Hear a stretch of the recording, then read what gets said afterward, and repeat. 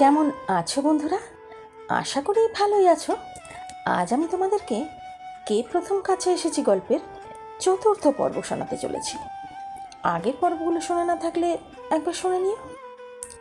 আমার তোমাদের ওপর একটা অভিযোগ আছে। তোমরা সবাই গল্প শুনছো, কবিতা শুনছো, কিন্তু চ্যানেলটা সাবস্ক্রাইব করছো না কেন বলো তো?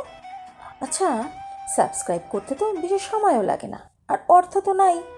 তাহলে চ্যানেলটা সাবস্ক্রাইব করতে ক্ষতি কী বলো তো? আমি তো তোমাদের বন্ধু, তা বন্ধু হয়ে কি বন্ধুকে এটুকু সাহায্য করা যায় না? জানো, তোমাদের জন্যই কত ভেবে ভেবে নতুন নতুন স্বাদের গল্প লিখে পাঠ করি। তার জন্য এটুকু তো করাই যায়, তাই না? কি আজ গল্প শুনে চ্যানেলটা সাবস্ক্রাইব করবে তো?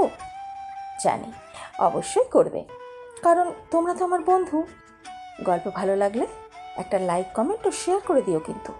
আর হ্যাঁ, বেল আইকনটা প্রেস করতে ভুলো না কিন্তু। তাহলে আমি যখন ভিডিও আপলোড করব তোমরা নোটিফিকেশন পাবে না। তাই বেল আইকন প্রেস করা ভীষণ জরুরি।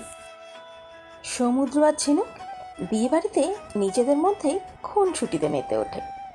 তখনই বর আসার শব্দ শোনা যায়। এবার চলুন দেখা যাক এই বর আর বরের বন্ধুদের জন্য তাদের শালিকারা কি কি আয়োজন করেছে।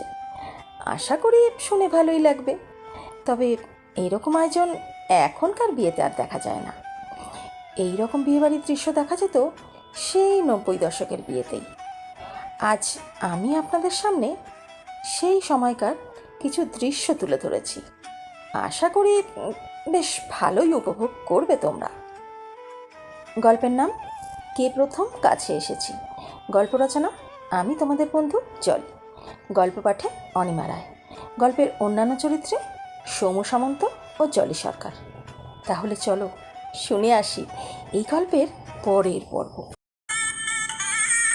বর গাড়ি থেকে নেমে ভেতরে ঢুকতে যেতেই তখনই পিয়ালি ঝিনুক এসে সামনে দাঁড়িয়ে বলল, জেঠিমা তুমি যাও, আমরা জামাইবাবুকে নিয়ে আসছি বেশ যত্ন সহকারে। বরমশাই তো ওদের কথা শুনে বেশ হাসতে থাকে। তো শালিকারা কি দিতে হবে বলুন? ঝিনুক এগিয়ে এসে বলল, আরে দাঁড়ান দাঁড়ান, সব বলছি, এত তাড়া কিসের? এখন তো সময়ই সময়। বরের একটা বন্ধু বলে ওঠে, দেখো, অনেক দূর থেকে আসছি, আগে একটু বসি, রেস্ট নিই, তারপর নয় লেনদেনের কথা হবে। পিয়ালি বলে ওঠে, না না, ওটি চলছে না, যা বলার এখনই এখানেই মিটিয়ে যেতে হবে। এই শুনে বর বাবা জীবন তো পড়েছে মহা ফাঁপড়ে। হো এগিয়ে এসে বলে, বলো, তোমাদের কি চাই? এই সব কিছুই পেছন থেকে লক্ষ্য করছে সমুদ্র, আর এই সব কিছুর ভিডিও করছে। ঝিনুক সাথে সাথে বলে ওঠে, আমরা এখানে যতজন মেয়ে আছি তাদের সবার মাথা পিছু 1000 টাকা করে দিতে হবে। এই কথা শুনে সমুদ্র ক্যামেরা থেকে মুখ সরিয়ে মনে মনে বলে, বাবা, এখন দেখো কেমন কথার খই ফুটছে। আমার সামনে আসলে যেন বোবা হয়ে যায় ম্যাডাম। বলেই ও আবার চোখ রাখে ক্যামেরাতে। ঝিনুকের কথা শুনে বরের এক বন্ধু বলল, এখানে তো দেখছি 15টা মেয়ে আছে, তাহলে 15,000 টাকা। ঝিনুক সাথে সাথেই হেসে বলে ওঠে,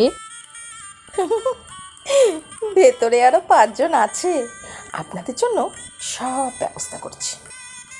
কথা শুনে একটি ছেলে সন্দেহের সুরে বলে, ইয়ে, ব্যবস্থা মানে?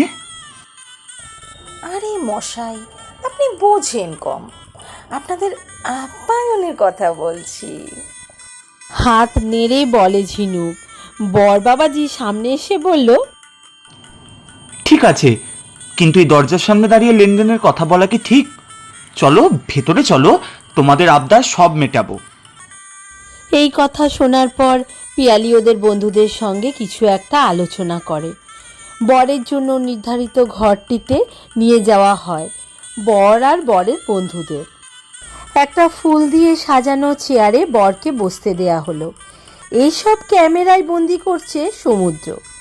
পিয়ালি বরের বন্ধুদের বলল, আসুন আসুন, আপনারা এখানে বসুন। বলেই ওরা নিজেদের মধ্যে হাসাহাসি শুরু করে দেয়।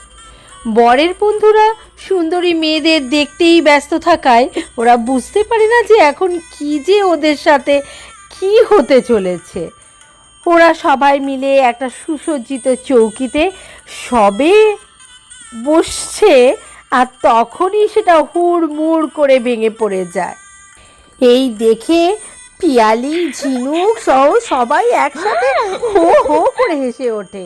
আর ওদের এই অবস্থা দেখে পেছন থেকে সমুদ্র জোরে হেসে ওঠে।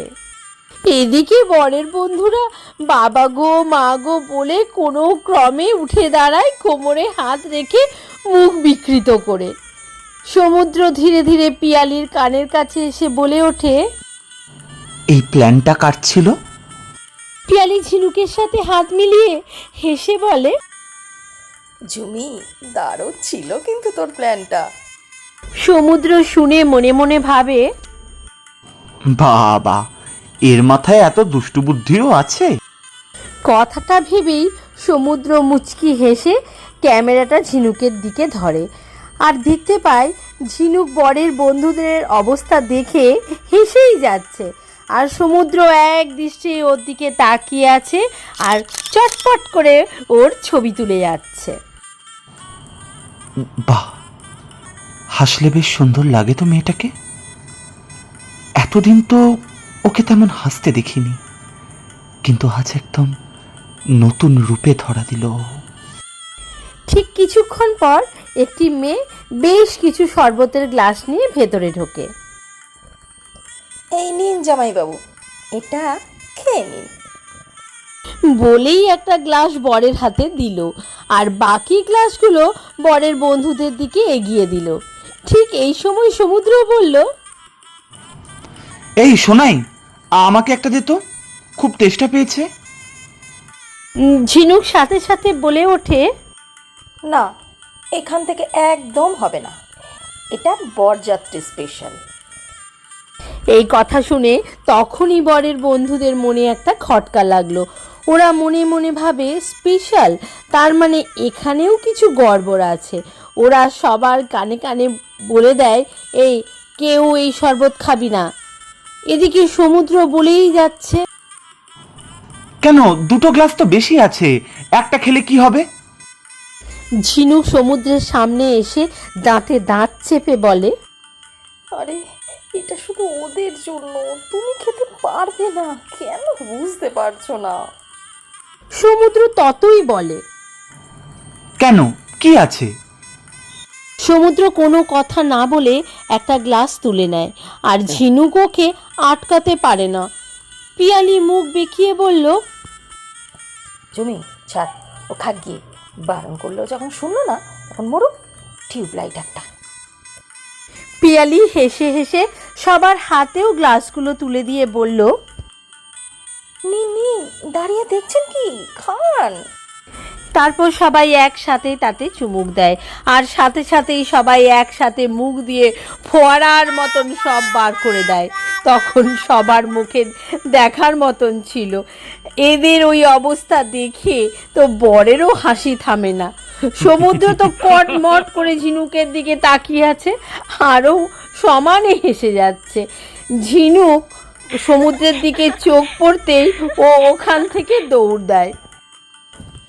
সমুদ্র গ্লাসটা এক সাইডে রেখে ও যায় ওর পেছনে। ঝিনুক একটা ফাঁকা ঘর দেখে ওখানে লুকিয়ে পড়ে।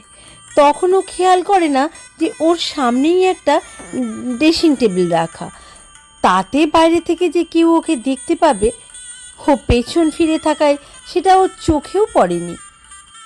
সমুদ্র কোথাও ঝিনুককে খুঁজে না পেয়ে ও ফিরেই যাচ্ছিল।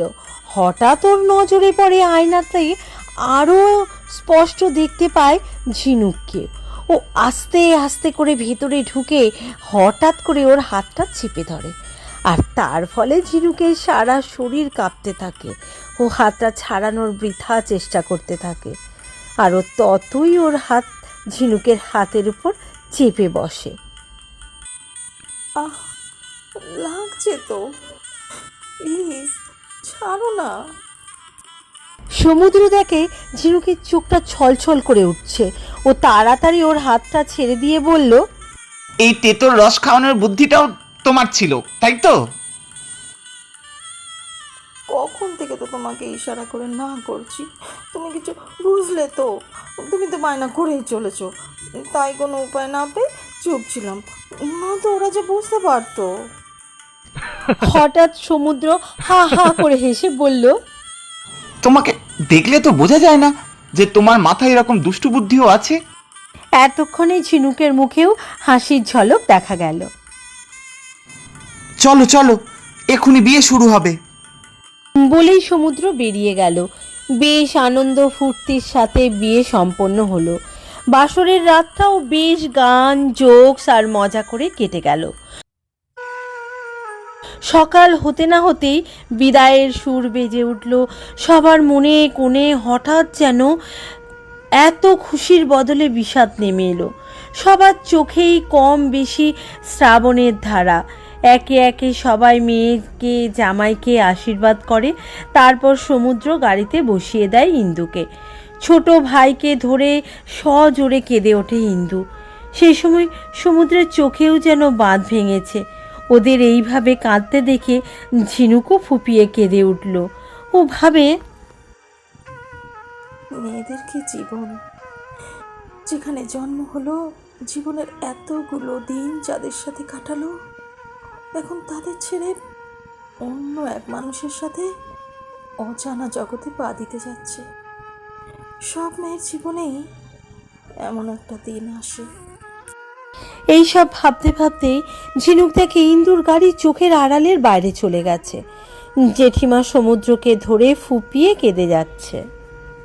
সবাই মিলে ওনাকে ধরে ঘরে নিয়ে যেয়ে বসায়, আর কম বেশি সবাই তাকে ধরে শান্ত করতে থাকে। এর মধ্যে ঝিনুক দেখে সমুদ্রের চোখে জল মুছতে মুছতে ছাদে চলে যায়। ঝিনুকের মনটাও ছটফট করতে থাকে সমুদ্রের কাছে যাওয়ার জন্য, কিন্তু এখানে সবাই বসে আছে, ও চাইলেও যেতে পারছে না। ও বারবার সিঁড়ির দিকে তাকায়, কিন্তু সমুদ্রও আসে না। ওর মনটা আরও চঞ্চল হয়ে ওঠে। কি করবে তাই ভাবছে মনে মনে। মন খারাপ করো না, কালকেই তো আবার দেখা হবে। আর মেয়েদের জীবনটা এই রকম জানো, আমারও আজ খুব কষ্ট হচ্ছিল জেঠিমাকে দেখে।